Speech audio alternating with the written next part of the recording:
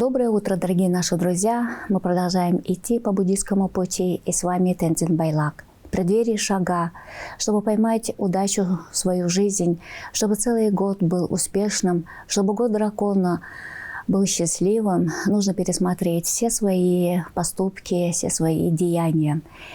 И за последние 7 дней перед шага очень важно вспомнить прошлогодние свои поступки и посмотреть, что мы сделали хорошее, а что плохое. И об этом рассказал нам Гешел Харама, доктор буддийской философии Самтен Гьяцо в новом храме Топтенши Дублинг. И слушатели могли услышать учение на тувинском языке, и это учение переводил Мадр Пашка. Все эти учения вы можете услышать каждую субботу и воскресенье, которые проводят 4 часа еженедельно.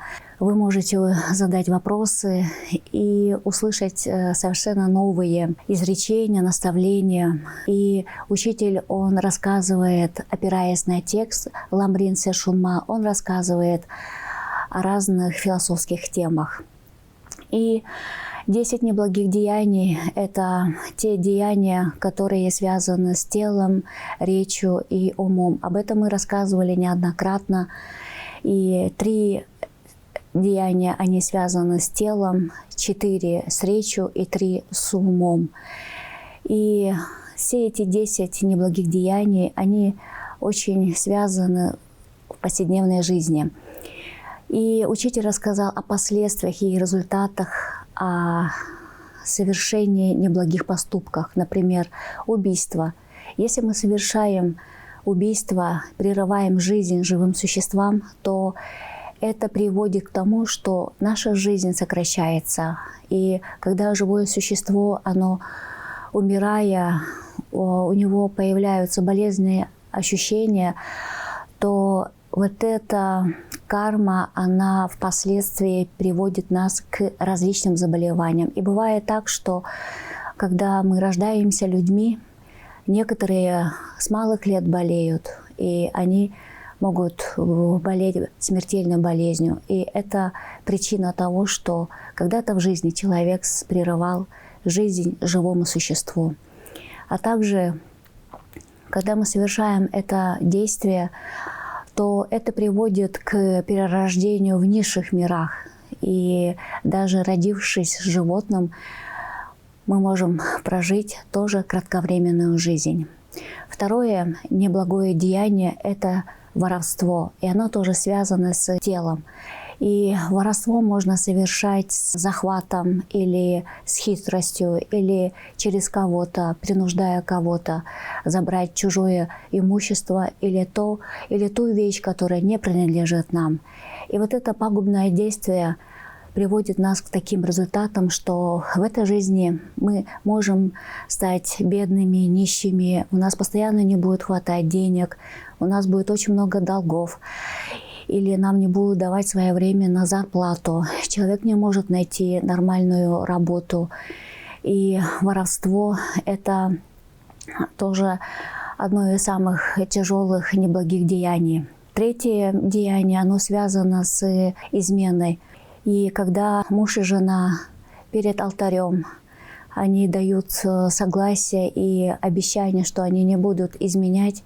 И когда-то, если муж или жена изменят своему партнеру, то эта карма приведет к тому, что их жизнь будет в ссоре, в конфликте. А также измена, она приводит к тому, что человек всегда будет в одиночестве, не будет много людей, которые будут ему помогать, не будут верных друзей. И измена, она тоже связана с телесным действием.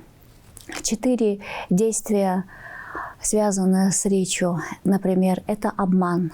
Когда мы совершаем и обманываем людей, то это приводит к тому, что в следующих жизнях наша умственная работоспособность будет очень слабой. Человек может быть слабоумным. Иногда он не может будет понимать суть и смысл сказанного. Далее это пагубный поступок связан с грубой речью, и результатом этой кармы будет постоянное слушание негативной информации. Человек будет жить в таком неведении. Следующее отрицательное деяние – это связано с речью, которая раздирает дружбу, разлучает друзей. Когда мы бросаем кости среди друзей, и вот эта карма приводит к тому, что в этой жизни нас постоянно критикуют, говорят плохое, обозначают наши недостатки. Следующее негативное деяние – это связано с пустословием. И когда человек говорит несвязанные темы, пустые слова, то это приводит к тому, что у человека появляются очень много мыслей, которые будут отталкивать и отдалять человека от учения, от мудрости, от знаний. Следующие 3 пагубных действия связаны с умом. Это алчность. И алчность – это желание присвоить достоинство, достижения другого человека. И когда у человека есть эта алчность, и это приводит к тому, что человек будет отдаляться от хороших поступков и идей. Следующее пагубное действие связано с злонамеренностью. И когда есть это желание навредить другим людям, сделать зла, то результатом этого действия, этой мысли будет то, что человек, его мысли будут постоянно в тревогах, в страхах, он будет чувствовать все эти переживания, у него будет неустойчивое психическое состояние. И 10-е недобродетельное действие – это связано с ложным воззрением.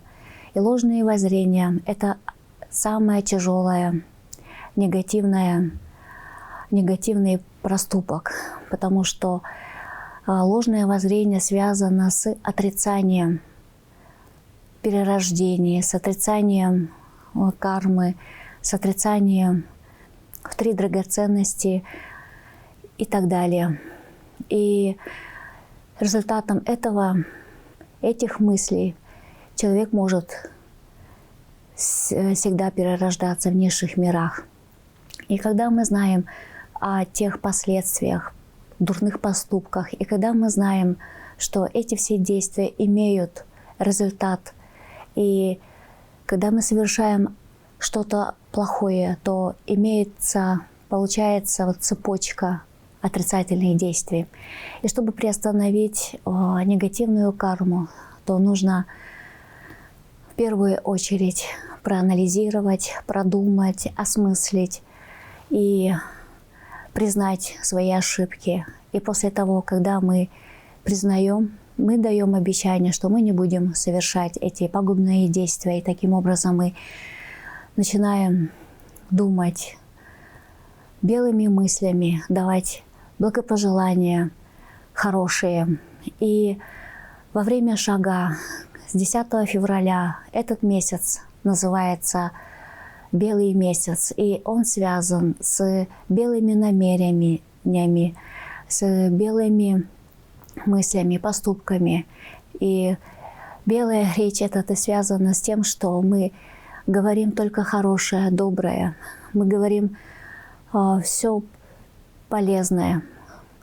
И поэтому в течение всего этого месяца, когда мы будем посещать своих близких, знакомых, друзей, с белым кадаком мы даем благопожелания, мы дарим подарки, мы дарим улыбки близким. И до шага в разных храмах, в Хуре, в городе Кызыле и в других районах республики начинается подготовительная часть к празднованию шага.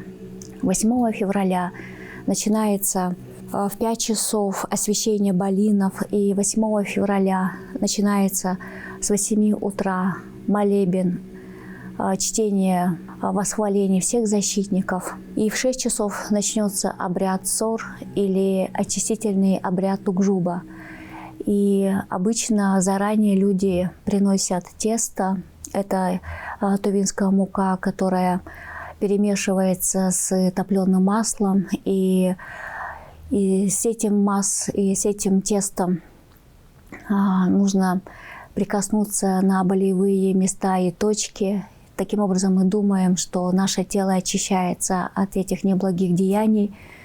И все те ошибки, все те препятствия, все те помыслы дурные, они впитываются в это тесто. И мы делаем фигурки и относим в хуре. И обычно Тугжуба традиционно отмечали, проводили в хуре Сечерлинг. Это недалеко от национального парка. И там будут сжигать этот сор, эти балины, и будут все это сжигать в огне. Все те теста, которые люди принесли со всего концов города Кызыла, с близлежащих территорий, то люди могут заранее подготовиться к этому обряду.